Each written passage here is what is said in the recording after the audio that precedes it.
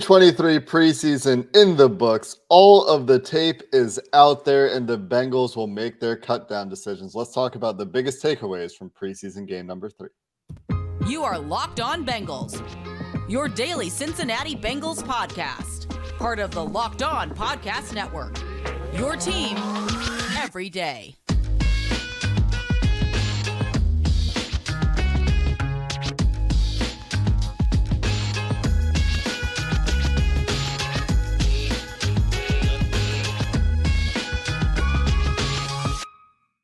Bengals fans, and welcome to another episode of the Locked On Bengals podcast. I'm your host, Jake Lisco. He's your host, James Rapine.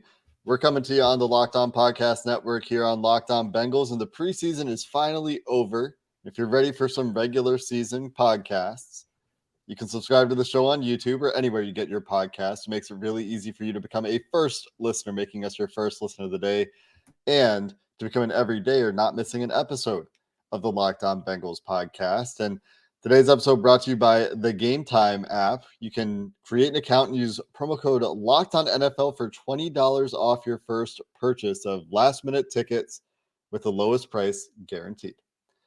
James, the third preseason game finally finished, and what have we been asking for this entire preseason of these backup quarterbacks?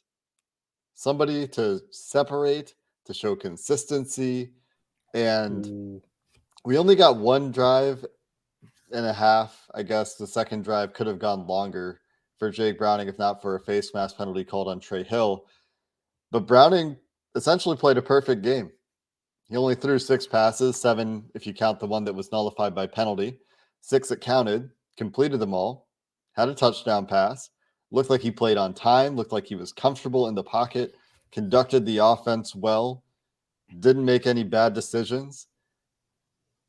Really saw some growth from Browning in this game. Limited sample size, caveats apply, but the fact that he played as little as he did and Trevor Siemian played as much as he did, the order in which these guys played, what we've seen throughout camp, throughout the preseason, I think we've got a surprising, if you'd have asked us a month ago, winner of the QB2 competition.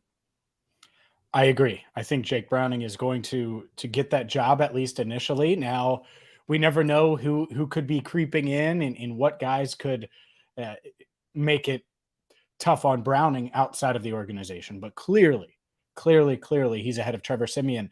And what's wild to me, I was like, oh, Trevor Siemian at the start of what he was doing towards the end of that first half, his second drive, he was rolling. And I'm like, okay, is he going to make this a real battle after Browning comes out and picks up right where he left off in Atlanta? And that's what you needed to see. He did that. The back shoulder to Yosavash, really nice throw. The touchdown to Yosavash, he was almost too open that I think Browning was like, oh, man. But Yoshi, obviously athletic enough to go up and get it. What overall, was impressive? What was impressive about that throw yeah, I mean, the throw was inaccurate. But what was impressive about it, since we're finding silver linings here, is that Browning went through his progressions. You saw him go through a couple of hitches, go from right to left, realize how open Yoshi was, and then try to get that throw off in a hurry. Yeah, because you just don't get that open unless you're Cedric Jackson and everybody forgets about you, which we'll get to at some point. My Lord. I mean, that was a throw either of us could have made, or run and catch either of us could. I mean, it was great. And so we'll get to that. But yeah, Jake Browning is QB2 today. I think he's clearly ahead of Trevor Siemian. And I messaged you this. It almost felt like Trevor Siemian, and maybe it was at halftime, maybe it was going into the game. But if he had completed a ball, let's say he throws the touchdown to Yoshi when he throws it in double coverage and it's intercepted. I wonder if he comes back out. I don't know. I don't know what the exact plan was. All I know is the coaches said they'll get equal time. And so what I thought was they both get a couple of drives apiece. If you break it up time-wise, I'd say a quarter apiece, and then Senate gets the second half. That's what I think might have been the tentative plan. But maybe Trevor Siemian said, nah, give me some more time so I can show the rest of the NFL that I can still sling it a bit. Because I know that I'm auditioning elsewhere since Browning has passed me. Who knows? That certainly felt like the logic behind leaving Simeon in there for another 4 drives. He was in there for 6 possessions, resulting in 6 total points for the Bengals. Obviously, Browning had the touchdown drive. And then the second drive, you're right. I mean, third down, I think it was 3rd and 8, I want to say, finding Tanner Hudson, a nice play. Suddenly it's a chunk play. You're moving the ball, and Trey Hill, not a good look for him, but they will probably get points on that drive as well. And so Browning QB2, I don't feel great about it. I think Will Grier is interesting. I want to go watch that. As we record this, it's early Sunday afternoon. Like it just hit noon Eastern time. I haven't watched the Cowboys game at all. All I know is Grier showed well on Saturday night, but he's one of many, I think, options the Bengals will discuss. But when it comes to week 1, Jake, I don't think any of these outside options are QB2. I do think it's Jake Browning in Cleveland backing up Joe Burrow. Yeah, the only way it would be is Brandon Allen is a surprise release, which isn't happening at this point since the Cowboys traded a 4th-round pick for Trey Lance. Yeah, the pass to Tanner Hudson was on a 3rd and 3. It was a 19-yard pass to convert 3rd and 3rd 3. down. Got it. To the Washington 44, which puts them in Evan McPherson range. The way he was kicking. 3rd and 18. That's what it was. It was a 15-yarder because the face mask. Gotcha. It was the 3rd and 18 on the next play. And Jake Browning dumps it off to Chase Brown on a screen. Goes for negative yards. The screen game remains concerning. Don't think they had maybe one successful screen in the entire preseason period. It's something that was a problem for them last year. We're not going to spend too much time here. That's not the point of this show, but something that is a footnote that they will need to continue to be better about. Yeah, I agree. I think they've struggled in that area. To me, the biggest shock, though, and I guess we should go here next, is the fact that Joseph Ossai suited up. Were you surprised? I was surprised to see 58 out there.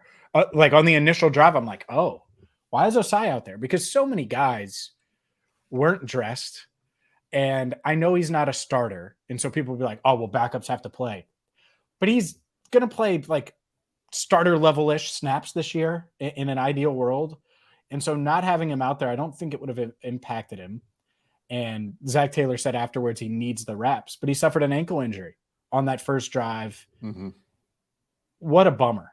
What a bummer for Ossai, because he's dealt with injuries in his first 2 years in the league, had to rehab all offseason to get back after getting hurt on that final play of the AFC Championship game. He was playing through a few different things last year as well. And so it's like, all right, well, how serious is it? Jeff Hobson's been all over this. It doesn't sound like it's a break. But if it's a sprain, sprains don't just go away. You could say, oh, it's an ankle sprain. It's weeks. That's not a days thing. And so hopefully it's not significant and 2 weeks is enough. But there's a chance now. And this is why I never would have played any starters anyway. I know there were some that were saying, you got to play the offensive starters. No, you don't. Why risk it? Because now it could impact you when games matter. And a guy like Joseph Ossai, what a bummer if he can't start the season healthy and play for the Bengals in Cleveland. Yeah, think about the backups who didn't play. Cam Sample didn't play. Zach Carter did play. That was another one that was honestly surprising to me because he's kind of the backup 3 tech. And they're deep there. They're deep in that defensive line room. We've talked about that. So it's not like they needed the bodies. Yeah, and Carter only played like 8 snaps. So it's not like he played a ton. Akeem Davis-Gaither did not play. Trenton Irwin did not play. Drew Sample did not play.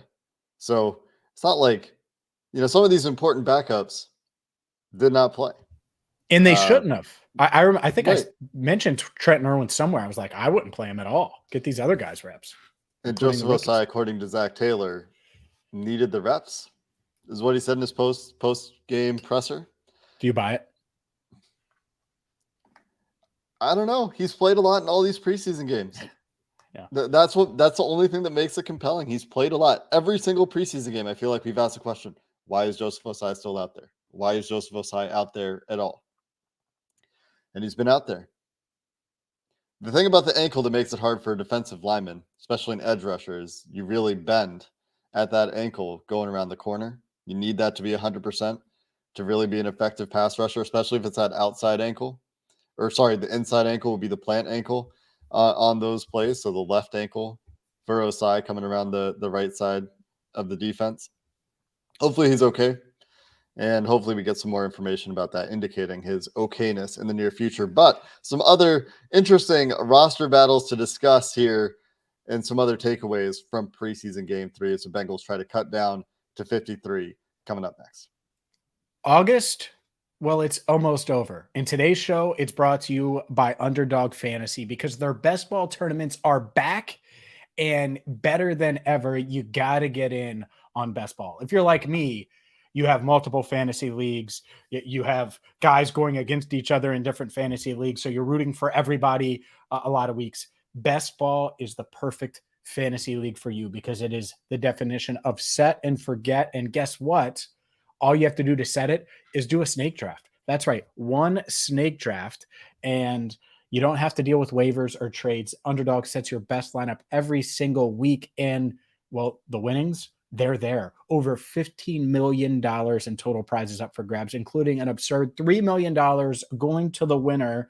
All you have to do to get in on the action today is visiting underdogfantasy.com or find them in the App Store and use promo code LOCKEDON to get your first deposit doubled up to $100.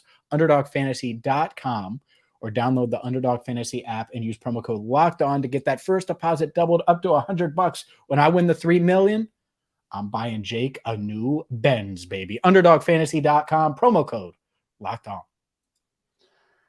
James, the next biggest story to me in preseason game number 3, final preseason game, we're not going back in time, was thank God was the tight ends. Yes. And there might be another one.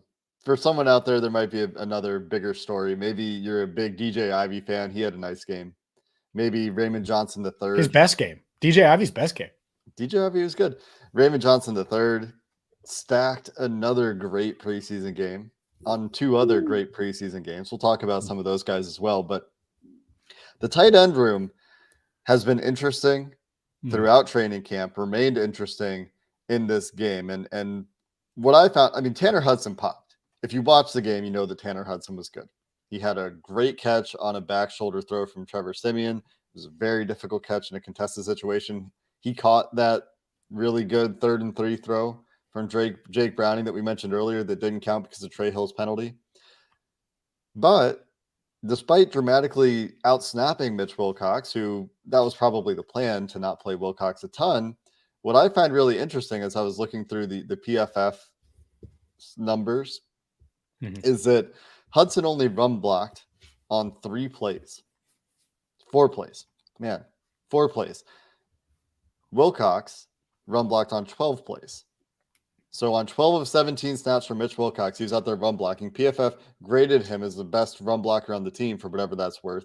And Tanner Hudson only had 4 run blocking reps on 32 plays. Pretty clear difference in responsibilities for those guys, and both of them executed those responsibilities pretty well. So just hearing that, it sounds like, oh, well, perfect. Tanner Hudson is the perfect backup to Irv Smith Jr., the pass-catching tight end. And Mitch Wilcox is the perfect blocking option behind Drew Sample, who is a roster lock for those wondering. Drew Sample, lock it in, lock it on, because I'll just make a reference to the podcast network that we're obviously recording for right now and a part of, whatever you want to say. So I don't think they keep 4 tight ends. But, man, it's mighty tempting now. I mean, one of the biggest losers of the night is Devin Asiasi. He has 0 chance. There is – not that there was much of one. There is 0 because Mitchell Wilcox can do everything that Asiasi is decent at, and both of those guys are better in the passing game, I would say. I think it's interesting, and we talked about this. I would have tried to hide Hudson a little bit. I mean, this at least confirms what we kind of thought about him, that he could be – this passing down tight end that's going to be a factor in the passing game. I mean, the back shoulder, really nice play. The 2-point conversion left a little bit to be desired. Should probably haul that one in. But outside of that, man, I mean, he popped. He flashed. And he did that at home as well in Green Bay week 1. And we've seen him make plays throughout camp. So I think they're going to have some debate there. And it might not be about going and getting another tight end now. It might be, how do you keep 87 on this roster? Because I could totally see a path this season where Joe Burrow throws some passes to Tanner Hudson in crucial moments. I'm not saying that will happen. Hopefully Irv Smith Jr. stays healthy. But even so, What if you do have to use 2 tight ends for whatever reason, if you have injuries or something like that, and neither guy is, but I'm just saying that it would be nice to have Hudson around if possible. Can you make the roster gymnastics work? I think that's certainly a challenge. And the other part of this, I think Wilcox was going to make the team going into this game. Do they say he's more likely and easier to sneak onto the practice squad? They may do that now since Hudson did pop. That's the interesting part is do they keep 4 tight ends, or do they think they can get one of the tight ends to the practice squad? Do they think they can get one of the running backs through waivers and bring them back if they need to? Do they think they can get XYZ player through waivers and get them to the practice squad and keep them? There are a couple spots where this is interesting. We've talked about a couple of them in passing. Raymond Johnson, the third, I think, is the other one that we'll talk about. But does Travion Williams, is he subject to waivers? I don't think he is. he's on his second contract in his 5th year. Is that right? Yeah. So I don't think he would be. So I think that would be your edge. If Travion is not subject to waivers, then do all of his seasons he's played in at least 5 games in each of his first 4 years. No, I don't think he's subject to waivers. Well, there you go. Maybe that's the easy move then. And we still don't know what's going on with that ankle with Travion Williams, who returned to practice but wasn't able to play. Here's something interesting. Go ahead. A player with at least 4 years of accrued service time. I just want to make sure we're right about this. I don't want to give our listeners bad info. Referred to as a vested veteran immediately becomes a free agent. So they could say, all right, this is why we're doing this. We need to protect one of these guys. We're going to move on. We're going to cut you, Travion, but we're going to bring you back at some point, or we're going to send you to the practice squad until you're healthy. And then, I think there's options there. That's all. And he's the only guy in that room outside of Mixon, which is obviously not happening, that is a vested veteran. So that would be your option with Travion. Yeah, and that's something the Bengals are familiar with, the vested veteran move to return those guys. They've done it with Mike Thomas, who we'll talk about later in the show. Jeff Hudson had a great story that he shared about Mike Thomas in the locker room after the game. They did it with Brandon Allen one year. Fun fact on Tanner Hudson, his career preseason line. He has 412 career preseason snaps, which is, a season for a backup tight end, give or take, maybe half a season for a good starting tight end. He has 67 targets on that 400 and some snaps. He's caught 50 of them for 564 yards. That's 11.3 yards per catch and 4 touchdowns. All three of those 4 touchdowns came in 2019 with Tampa Bay. Pretty dang productive preseason player.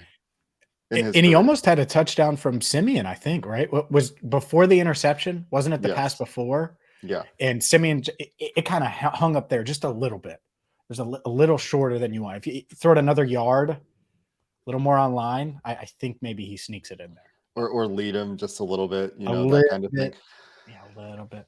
Tanner Hudson has been a preseason all-star. Is the point here. Some of that has translated. He was a fine player for the New York Giants last year. Mm-hmm. Going to be very interesting, I think. I remember being sort of excited about him. Sorry to cut you off. I remember being sort of excited about him when they signed him to the practice squad last year. I was like, oh, I mean, he's part of the Bucs.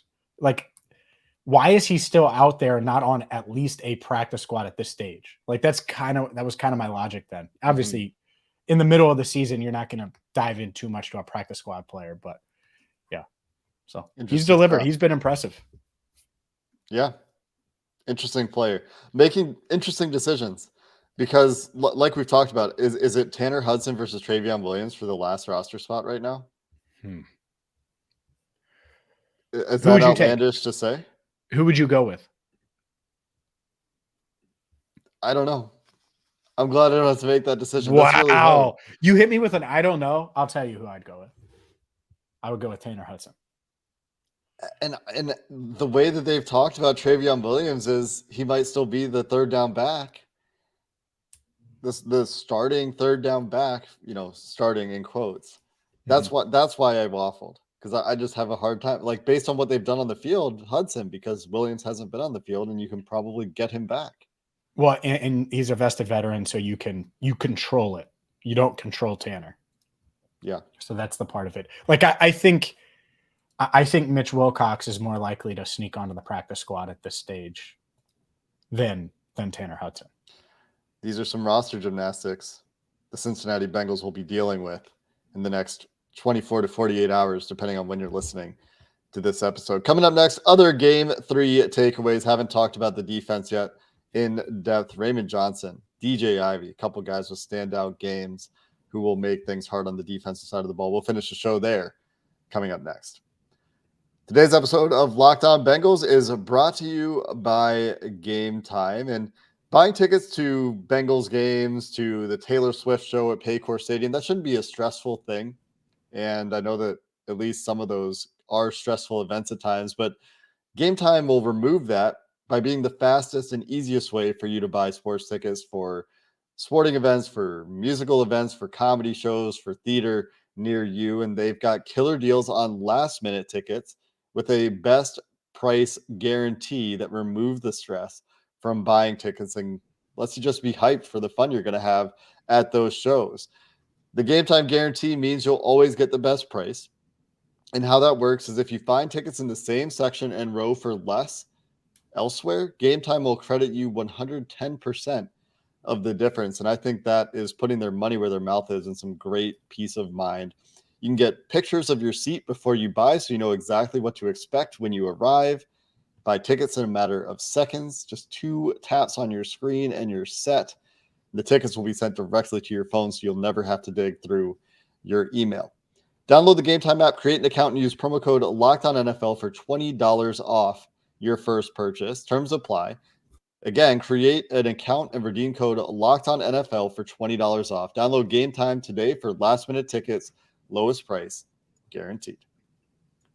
Today's show is also brought to you by Streetside Beer. If you could see and you're watching on YouTube right now, I'm rocking the Streetside tee. I was able to catch up with the Streetside crew on Friday, and they have 24 beers on tap. So was able to try multiple, but there are more that I have to try. You have to get there. And whether it's tailgating before every home game, and they're going to have their tailgates, their awesome patio, which is perfect for game day if you want to be outside, outdoors, enjoying the weather, which, yeah, it was hot on Friday, but it was actually pretty nice outside, nice and breezy.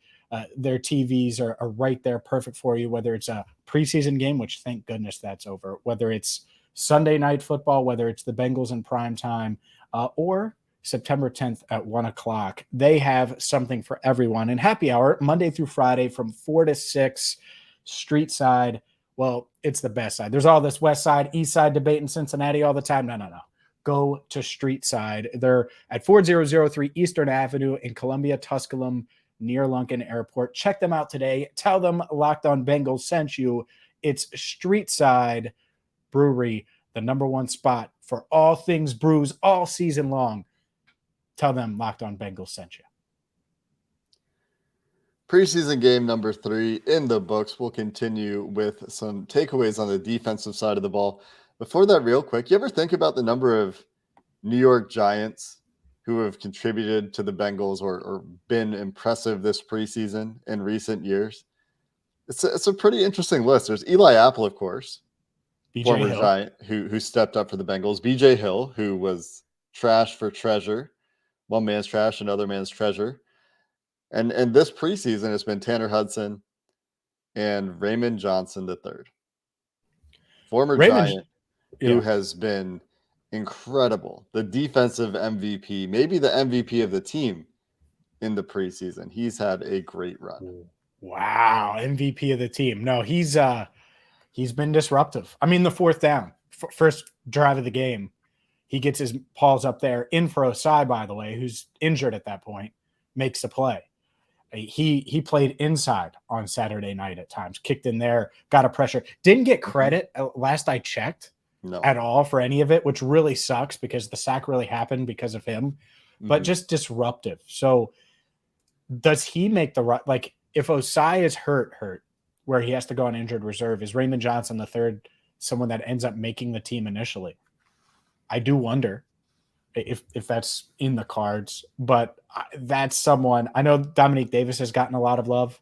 I think Raymond Johnson III is someone that if you're the Bengals and you do cut, you're kind of sweating, hoping that he makes it to the practice squad. He's been their best defensive player, like I said, has created pressure in all 3 games. Should have been credited with a sack, like you said, technically slipped off him, and blanking on the name. Who cleaned up the sack? On that one, was it crap, I forget. I'll have to look at the play sheet. I know who it is. I can see it in my head, and I don't remember. It wasn't Gunter. It was Gunter. Was it Gunter? 93. It was Gunter. Oh, yeah. It was. Oh, yeah. Then it was Gunter. Okay. I wasn't sure if it was Gunter or not. Hey, I nailed it. Yeah. Just took me a second. But if they get lucky. If they had credited that sack to Raymond Johnson, would have been 3 games with the sack. Yeah. Multiple pressures in each of those games, and showed the versatility. Like you said, kicked inside, had a pressure from inside, dropped into coverage, made a 3rd down stop in the flat to get off the field. I mean, you have a guy that can play 3-tech and kick inside. That's the Joseph Ossai role. Drop into coverage. That's the Joseph Ossai role. Pass rush from the edge. That's the Joseph Ossai role. He's done a lot. He's certainly shown more and has had much more opportunity. So this isn't necessarily fair to the Bengals' 1st-round pick, but he's shown more on the field than Myles Murphy, who expectations should be in check for Murphy. You shouldn't be too disappointed because he's dealt with the illness. He was always going to be a pick that maybe was going to require some developmental time. In terms of the trajectory we compared him to when they drafted him, Rashawn Gary was one of the best case scenarios. He took a little bit of time for the Green Bay Packers, but how does Raymond Johnson make this team? Is Jay Tufele's spot entirely safe? That's the one that I've seen discussed as a potential. Maybe Tufele gets to the practice squad, Raymond Johnson makes the team. The Bengals claimed Tufele last year with the 31st waiver priority, which means he made it all the way through waivers before he got to the Bengals. What do you think? Raymond Johnson, on or off? Tell me how Ossai's doing. I think that's it. You know, if Ossai is TBD for week 1, then I think off. If it's pretty serious, then maybe they do some gymnastics to keep Raymond Johnson and then move Ossai and then bring someone back. Like that's so for example, let's just say Ossai is going to miss 2 or 3 weeks. Well, what you do is you get him onto the roster, you put him on injured reserve, and then you bring back one of your vested veterans. You find someone to move on from that you could bring back that isn't subject to waivers. Drew Sample could be an option for that, by the way, because he does have 4 years in. But he will be on the team. I don't really think that's a debate. Drew Sample, Travion Williams. Just think about guys like that. You know, I think some would say Michael Thomas, but I think he's more of a practice squatter at this stage. And so they wouldn't necessarily bring him back. So we'll see, but that's kind of what you're looking at. It's options. So I would say off if Ossai is going to be okay. Ultimately on. And actually he would have to stay on. You wouldn't subject him to waivers if something happens with Ossai, because he just becomes that much more valuable. That said, I think when you have a Cam Sample already, and if Ossai is okay, I don't really see the logic to risking Tufele, and then suddenly you're really thin on the interior of like big defensive tackles that you need to eat up space. Looking at vested veterans is an interesting thing to do. You got Travion Williams, Drew Sample, Max Sharping signed his 2nd deal with the Bengals. That's the 2nd contract he signed in the NFL. That's another one. Yep. So there's a couple Cody guys Ford. out there. Mm-hmm. They have some options. Yeah. They have some options. So there is the possibility for these roster gymnastics to occur. Yeah, for sure. I think that's kind of what Duke Tobin and the team are working with right now, and they're kind of going through, and I'm sure there's a lot of meetings with the coaching staff, and that's part of it. The other part of it is just evaluating all these guys. I mentioned Will Grier. They're going to look at all of these quarterbacks and compare them to what they currently have. They're going to look at a bunch of running backs, I'm sure. They'll compare, and it's a good way to weigh whether or not one of your guys is going to get claimed too. Look around the league. How many guys pop like Tanner Hudson? How many guys are able to be as disruptive as Raymond Johnson III. And you do that, and it's kind of a good bar, because it's real easy to say, oh, well, Shedrick Jackson's been so productive. And last year it was Kendrick Pryor and obviously Kwame Lassiter. And you got to try to find ways to keep these young guys. And it's like, yeah, maybe, or maybe you can sneak them. And they thought they had Pryor snuck for sure. And who knows about Shedrick Jackson. I do think there's a decent chance he makes the practice squad. Ideally, you would be able to keep him around because he's had a good preseason. Yeah. The other guy that we should mention on the defense real quick from game number 3, who I think cemented his spot on the 53 that I think was likely prior to this game, DJ Ivey. Yeah. Played the entire game or almost the entire game on defense and had a couple pass breakups, was right there on a couple of the catches he did give up, only allowed 3 yards after catch according to PFF charting. Has had a really solid preseason. Again, had one of his better games with a couple pass breakups to go with the pass breakup on the touchdown last week, on the touchdown attempt last week. I think Great that was game big for for DJ him. Ivey. That breakup in the end zone. I think that was big for him because I think he played with a confidence on Saturday night that I'm not sure I necessarily saw the first 2 games up until that play. You like to see it. Any other guys that you want to shout out for their performances in preseason game number 3 that are roster fringe guys? I thought Chase Brown played hard. He played really well. He had his best game. Yeah, and you look at the numbers and they weren't great, but I think he played well. I think he's coming along. I think he'll get carries. Obviously, Yosavash continues to develop and play well. We debated about this a little bit. I think Charlie Jones is coming along nicely. We'll see, but I think he's learning to play with that shoulder. That said, I think that this is a really tough team to make, and hopefully Joseph Ossai's ankle's okay. I think that's kind of where we're at, and we'll hear from Zach. We won't hear from Zach Taylor until Tuesday after cutdowns, so that's probably the earliest we'll hear an update, unless we can sneak something through. I'll work it a little bit, but it does sound like it's a sprain, so we'll see.